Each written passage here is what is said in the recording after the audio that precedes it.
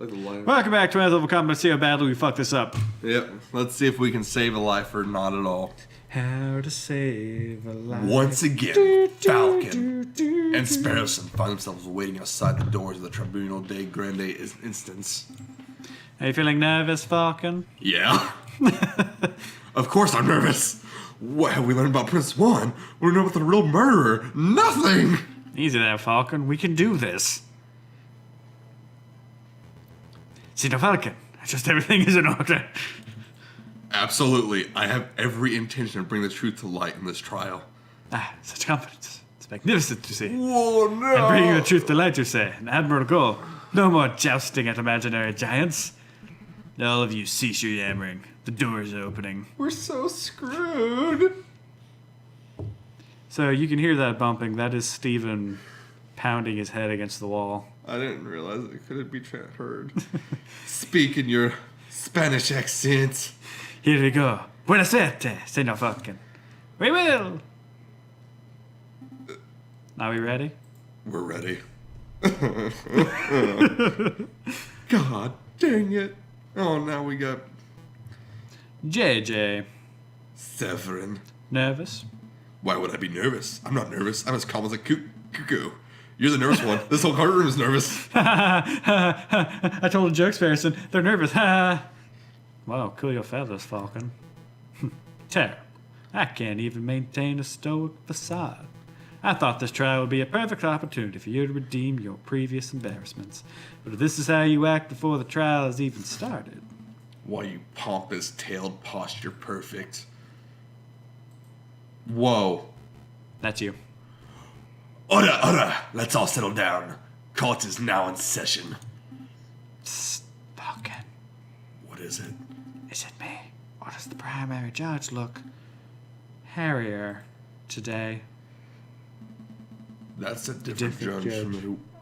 to the one who recited over Dame Catalina's trial, you doofus. Wait. Oh, that's the music. I thought, no, sorry. Sorry, Trevor. Thought there was music. It's the music in my headphones. It's the music I hear in my brain. Oh, still. It's a little strange, isn't it? A little. Especially since we saw that guy, like, clad like a cultist talking about revolution. Yeah. It is a little, I suppose. Excuse me, Your Honor. I think the impression that Judge Maxime would be residing over this case. Where is he? Dead. Judge Maxime has gone on temporary sick leave due to a terrible accident with a flight of stairs that I shoved him down. But rest assured, Asiers, prosecutor's defense, and members of the jury, that I'm more qualified to fill his shoes. Without further ado, let's get this show underway. This is the trial of Prince Juan Cardo, who stands accused of murdering Major Howell and conspiring to murder the king himself. Roll call. This defense is present and ready, Your Honor. Prosecution's ready, Your Honor. Good, very good. I expect it to be a Just nice, a speedy trial. He just, like, has the gavel. Good. Yeah, excellent. Rubbing his hands together. First bite of Good. it. I don't want to see this dragged out by technicalities and bureaucracy. Well said, Your Honor. I expect that once the court sees the overwhelming evidence, the trial will be over in 5 minutes. 5 minutes? He's just messing with your head, Falcon. Keep it together. So we're all on the same page. Excellent. Prosecutor, please call your first witness to the stand. Very well. I call the police investigator who investigated the crime scene investigatingly. I call upon Inspector Juste Valerti. Step up to the stand, Inspector. Recite the oath. Oh, you stupid fucker. Aren't you here? Was that me? I can't remember. I'll go for it.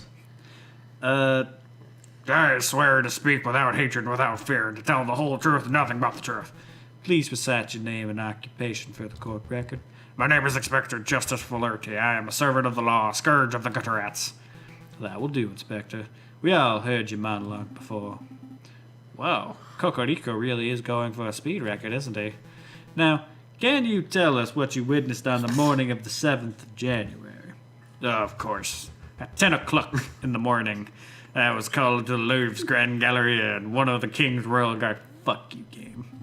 10 o'clock. Did he just say 10 o'clock?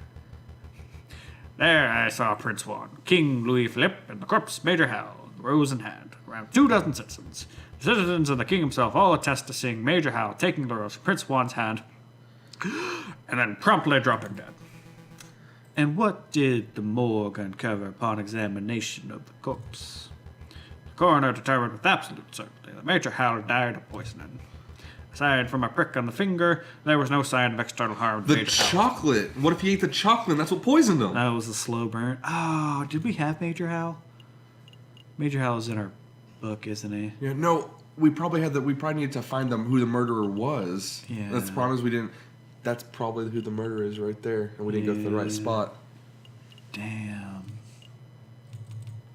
Oh, that sucks. Yeah, we're obviously missing stuff. Okay. Okay, but we'll see. Therefore, the poison rose must have caused the death. Putting the piece together. This does seem very implicative of the prince. I have no further question. Damn, I was hoping that the coroner's report would determine that the guy died from a freak heart attack or something.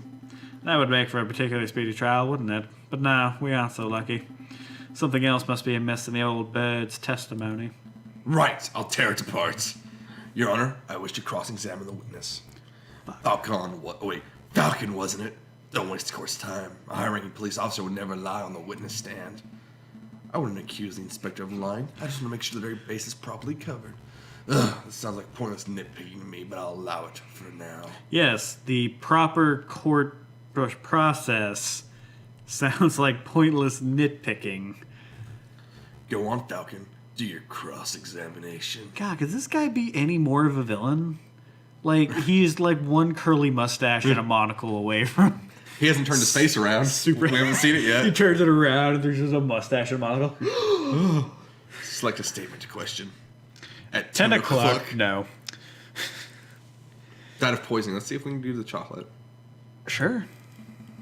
Inspector, say the coroner determined what certainly that Major Hal was killed by poison. Correct. He stated the signs of the symptoms were textbook. There is no possibility that his death was natural. Completely different voice there. We're going to roll with it. What kind of poison was it?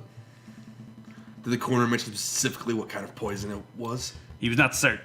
First, the coroner posted that it was a plant-borne poison like that of an aconite flower. But then he learned how fast the poison had taken effect, and he noted it was atypical aconite. Consequently, he suggested that it may have been a newly engineered concoction. A newly engineered poison, you say? Well, that only reaffirms that this is a very deliberate assassination attempt. Indeed. You have any other questions about the poison? Fuck. Maybe? How? Yeah. How exactly was Major Hal poisoned? What was the delivery mechanism? His finger was pricked by a little poison rose. He even committed out loud about it, seconds before dying. All 22 citizens who witnessed the murder attested to seeing and hearing this. Is there a possibility that he's poisoned by something else? What an absurd thing to ask, JJ. I just heard about 22 people, so you just heard that 22 people saw the victim prick his finger and die. What are you suggesting, that the pricked finger had no relation to the poison? That's exactly what I'm saying. We gonna go with this? Fucking let's see if we can lie our way. Sometimes you just gotta wing it. Ham like a motherfucker. That's exactly what I'm saying. I don't doubt that Major Hal's poisoned, but I do doubt that the rose was the cause.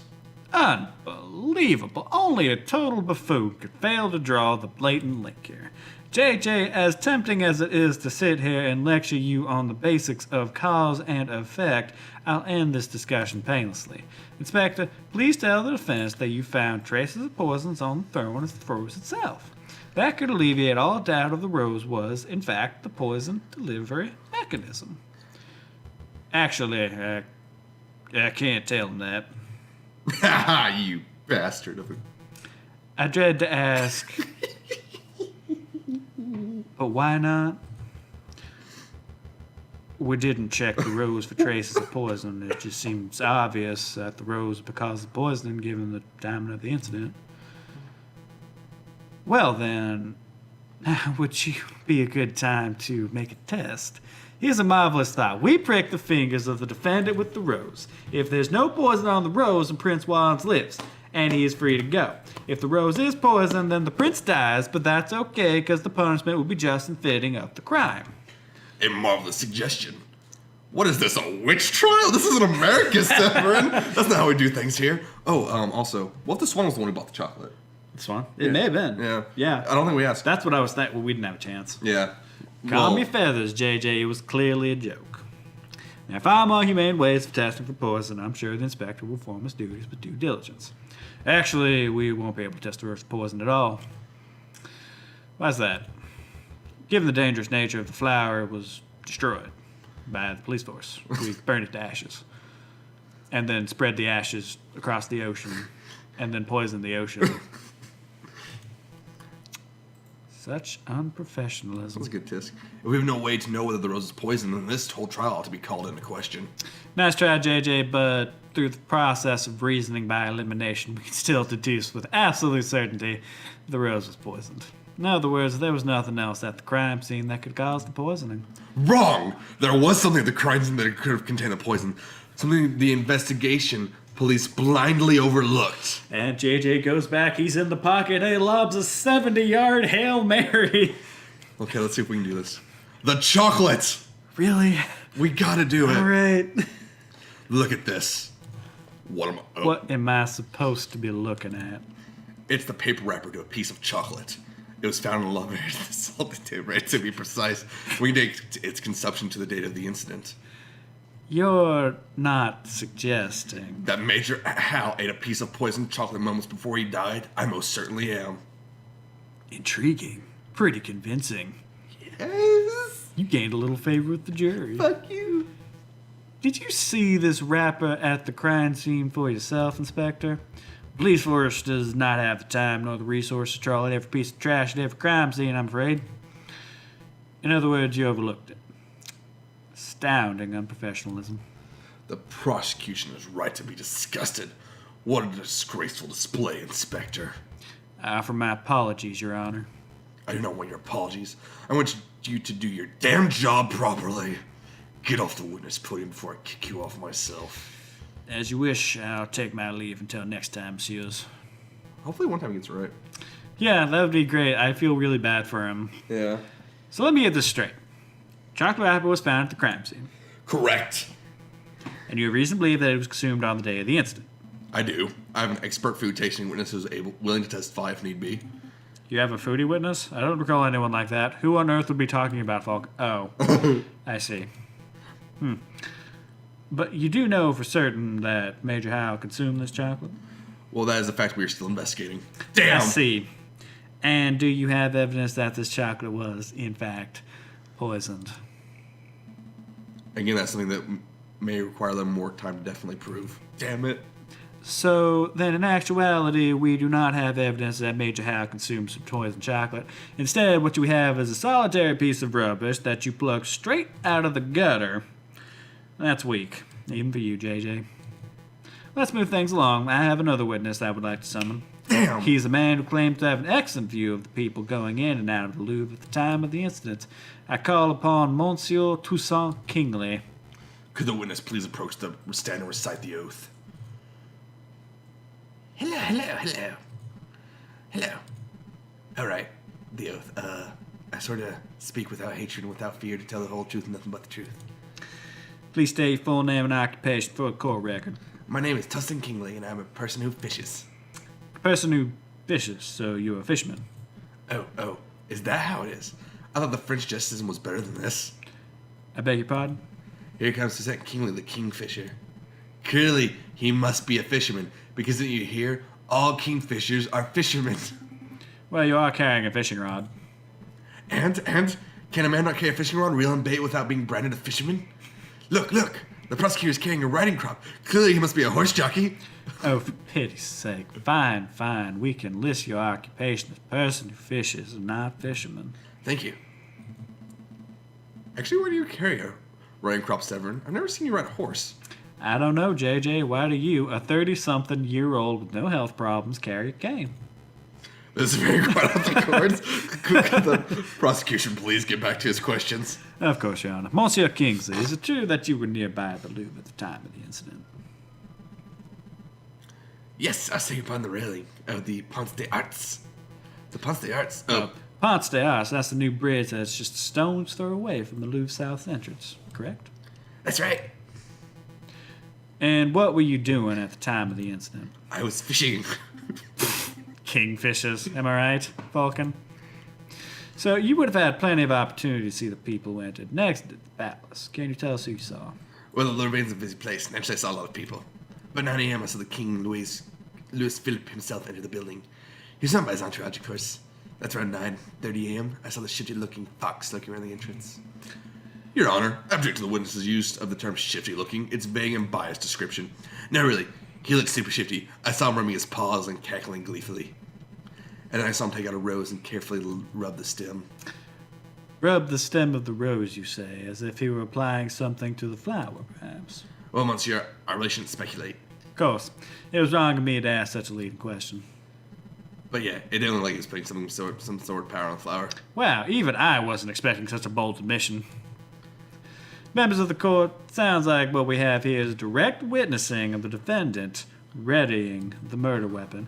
The defense claims that the rose was never poisoned, and yet there we have a man who saw the poison with his own eyes. I smell perjury. You do? No question. He saw a shifting-looking criminal readying poison and cackling near the crime scene? That's not believable at all. Well, we are dealing with a guy whose cover identity was the Prince of Spain. Yeah. It would not surprise me if that was his way of drawing attention to himself. Yeah. I think you might be right. I wonder if I have any evidence that calls to him storing it down. Let's look at our evidence folder real quick. We're screwed. No.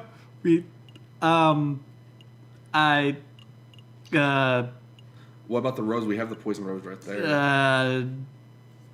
Yeah. Yeah. Your Honor, I would like to cross-examine the witness.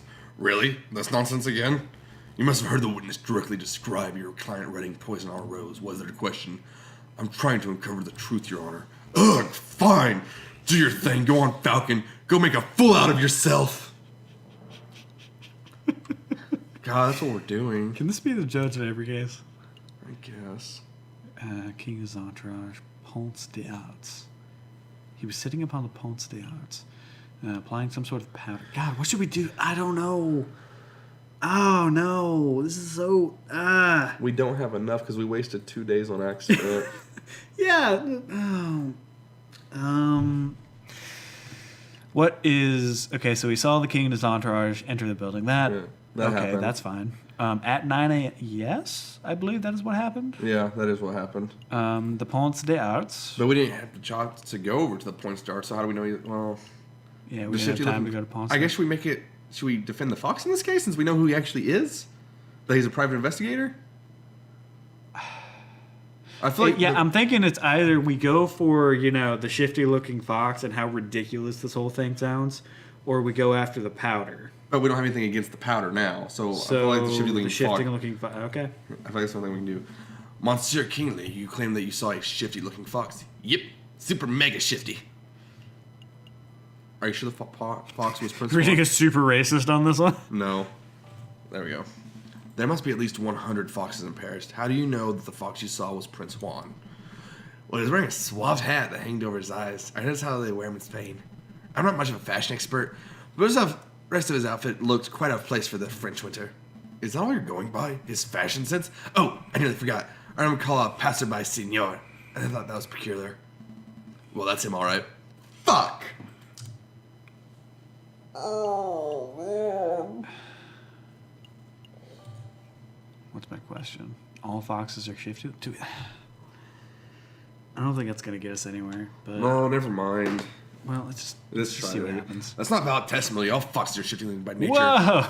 That's so not cool. Mon Dieu, JJ, it's the 19th century. You can't just throw out slurs like that this day and age. I'm just saying. No, you listen. France is better than this. We move past our need to hold back animals we don't like through the use of oppressive stereotypes. Well said, prosecutor. Oh, God, the judge is a fox! Oh, shit. Slurs are archonic. Now we as a society can't hold back animals we don't like through much more subtle institutional means. Right. Wait, what? I feel like maybe this might be... Is that my No. phone? Yeah. Nope, Steven got a phone call. Yeah, okay, 1 second. Give me 1 minute. Sorry. Steven. Hello? Hey, Mama, what's up? All right, welcome back. Got that taken care of. Yeah, let's talk about the party. Let's dig this hole deeper. Monsieur Kingsley. You say that you saw a fox rubbing the stem of a rose. Yep, saw it with my own eyes. Are you sure you saw powder? I mean, there's nothing to prove that there was powder.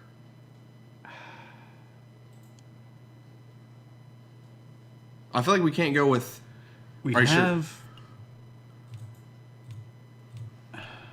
Could we say like maybe like, are you sure it was a rose, and then go with her? She said she said Oh, she yeah, no there- she sold it on the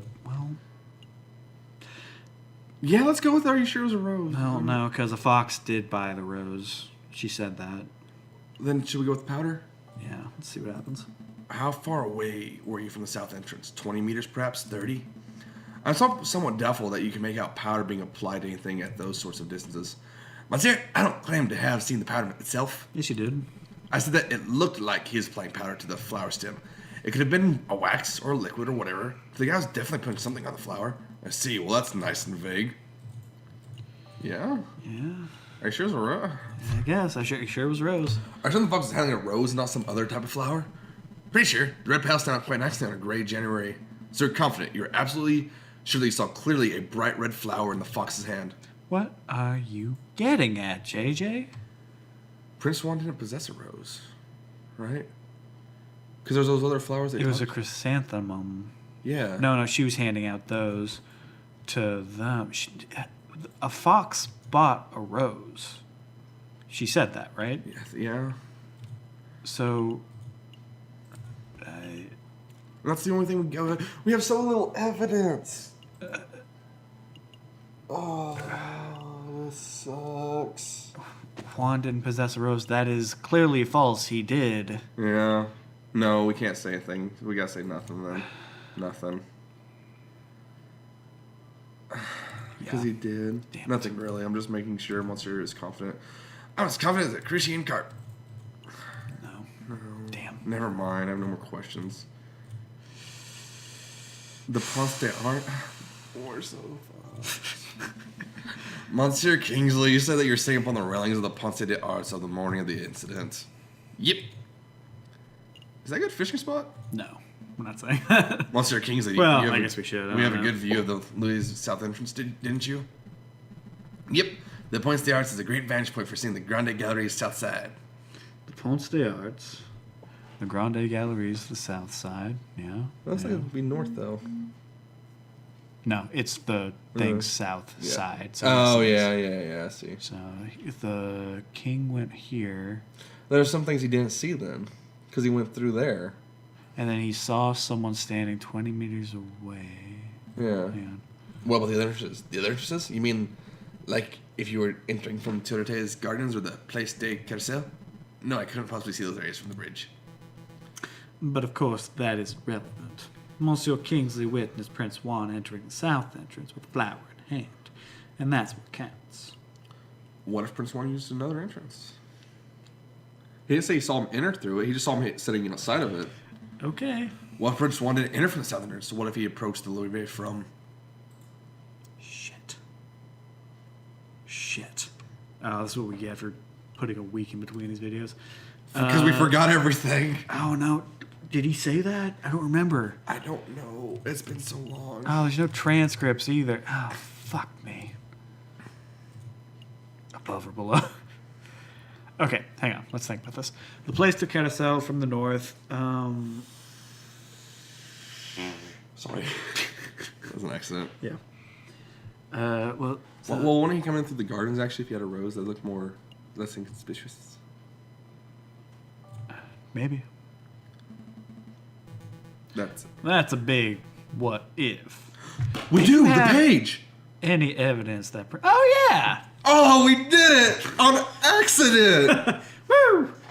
Going back for the Hail Mary pass, and it may work. I don't know. Do you have any evidence that Prince Juan entered the Louvre from the Yes. Tuileries Gardens? As a matter of fact, yes, I do. I have definite proof that Prince Juan approached from the west, not the south.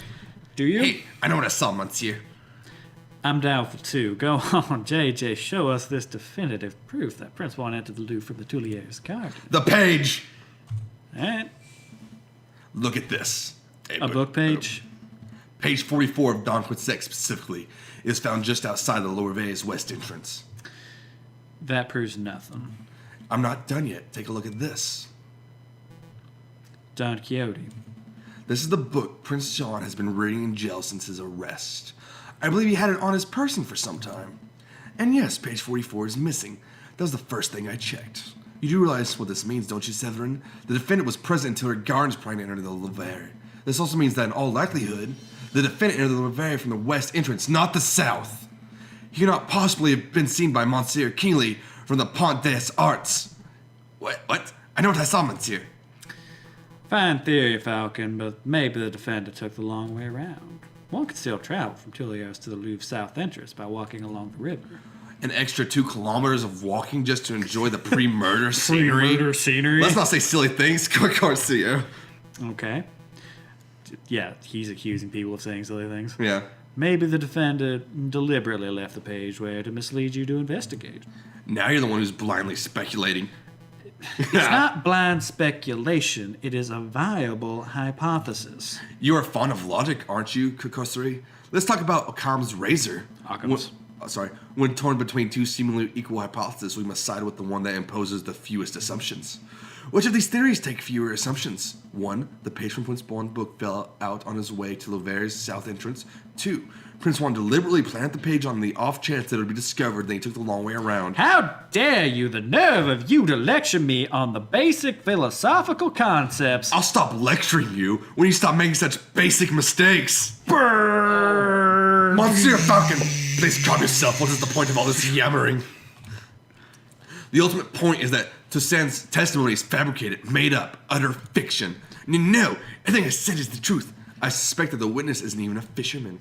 I'm not a fisherman! Whoa, hold up. See, he admits it himself. That's not what I meant! Innocent, perhaps? What a twist. Yes! Pull that out of my ass. Prosecutors, you have something that will put this arrogant falcon in his place, don't you? I must concede. Ha ha! You concede? On this point, at least, Falcon's evidence strongly suggests that the key component of Monsieur Kingsley's testimony is false. No. This doesn't mean Prostois is innocent, of course. All Falcon's demonstrated is that this particular witness is unreliable. But I did see something, I really did.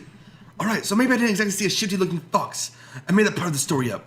But I did see a swan lurking, around the south entrance on this morning of the murder.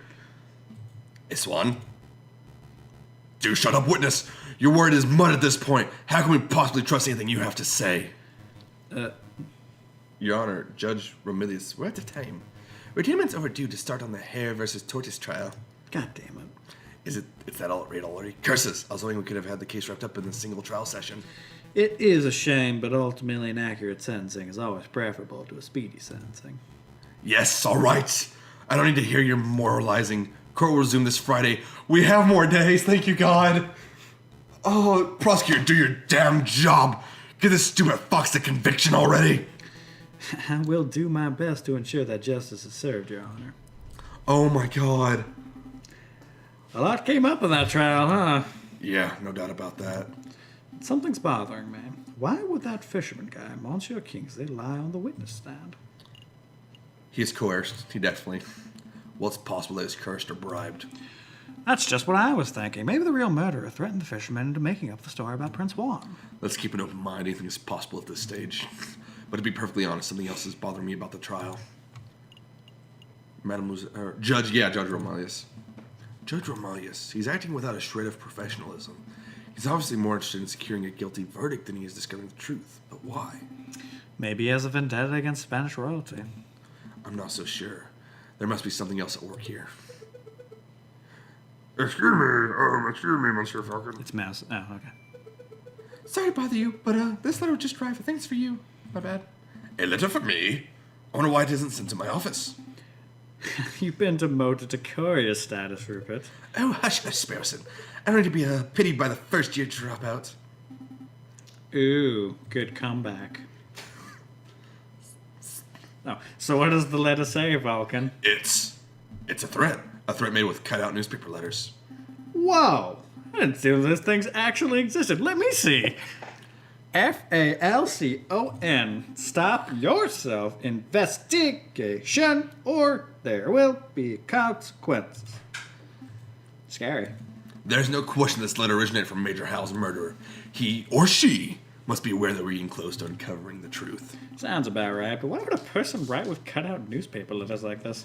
Making one's handwriting would be the most common reason, although I can't help but wonder why they would bother since we don't have any handwriting samples to compare it to. We're still going ahead with our investigation, though, right? Absolutely. Nope. Oh, yes, absolutely. if a lawyer were deterred every time he received a threatening letter, they'd never get any work done. Besides, it's only 3 days before the next trial session. We can't afford to be worrying about petty things like this. Tuesday, Wednesday, Thursday. Wow, you're right. Let's make those days count.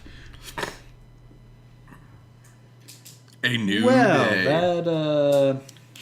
That was a lot of stuff. That was a lot of shit. We will see you guys next time on 20th Level Comics.